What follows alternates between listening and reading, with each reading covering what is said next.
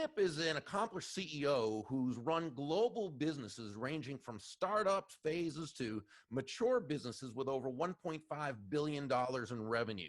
He spent decades studying leadership psychology and interviewing over 1,000 of the most successful people in the world.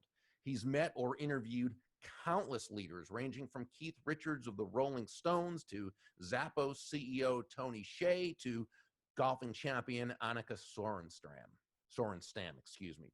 Harvard Business Review recently labeled Skip as a rare social CEO and a relentless giver.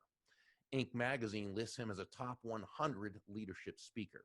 Skip's first book, The Book of Mistakes, 9 Secrets to Creating a Successful Future, is a national bestseller, hitting both the Publishers Weekly and Wall Street Journal lists.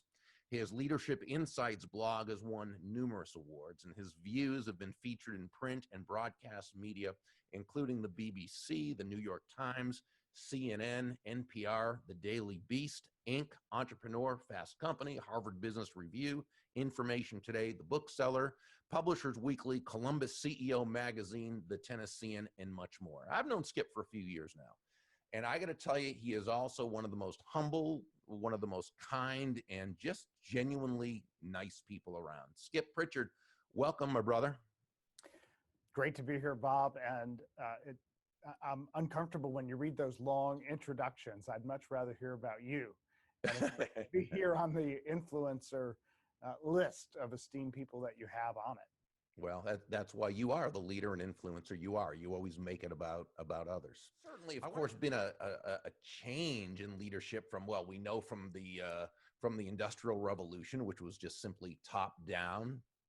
You led by saying you got this much done, or you were right, exactly. So how much would you say in the last, 30 years has that revolution continued? Here's why I'm asking this, and I don't mean to ask such a long-winded question, but I think leadership has changed a ton, and I get to see so many wonderful leaders, but I hear from so many people that, 75% of the workplace is disengaged. That's a leadership issue. I mean, am I just seeing a certain part of the world? Where has leadership gone?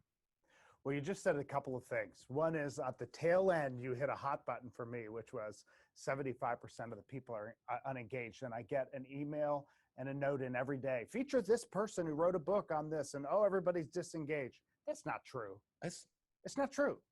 Good. Here's what it is. It's popular. It sounds good. We're supposed to hate our jobs. I don't know why, right?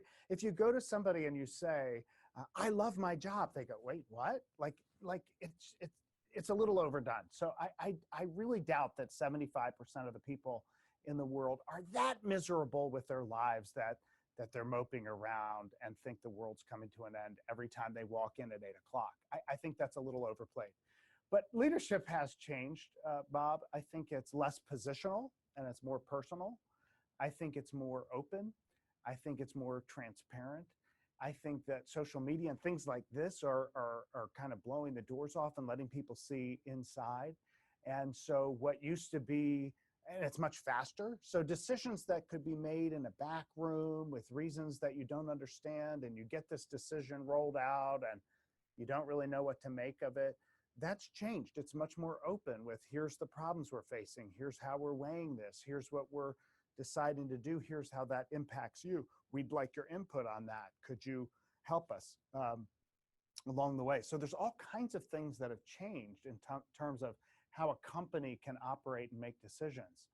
Sometimes people want too much input, right? Wait, you can't decide that color of the carpet. I didn't weigh in on that. I mean, I've seen that where it goes, well, wait a minute, everybody can't weigh in on this decision. So it is changing, but I do think it's obviously less hierarchical, it's less positional, it's more personal, it's more open, it's more social, and it's more authentic in terms of the demands that we have. We demand this kind of leadership today. It's no longer acceptable to get a memo that was dictated 6 months ago, and here's what it is, and that's the decision. That's not going to work today, because it's very easy for people to pick up and just work somewhere else or work on their own. And so you have to engage people in a completely different way with different skill sets than perhaps you had to have before. Sure. Well, that's the free market aspect of the job market when you think of it, because if people can vote with their feet, they can decide whether or not to stay, whether or not to leave, how engaged to be. So it's really in the best interest of the leadership of the company to do it the right way.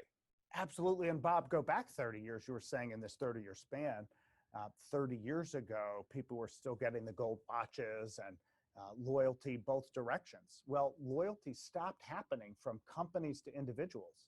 And people started seeing restructuring, the era of Al Dunlap and all those kind of things where that came in. You see a new private equity era where people are coming in to restructure and take on a lot more debt and people were seeing, I love this. I love this. I'm being sarcastic.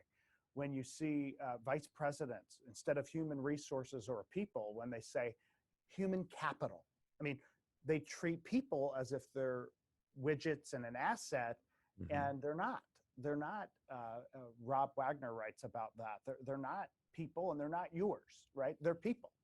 I mean, they are not assets, and they're not yours. They're people, and they make decisions. And so if that loyalty stopped going one way, then it stopped going the other way, and thus you now have to be selling. You have to be sales skills that were once relegated to salespeople are now very important for leaders all across the board, because sales is really about influencing your ideas and people and persuading and not pushing your thing onto them, but kind of collaborating to say, what's a win-win?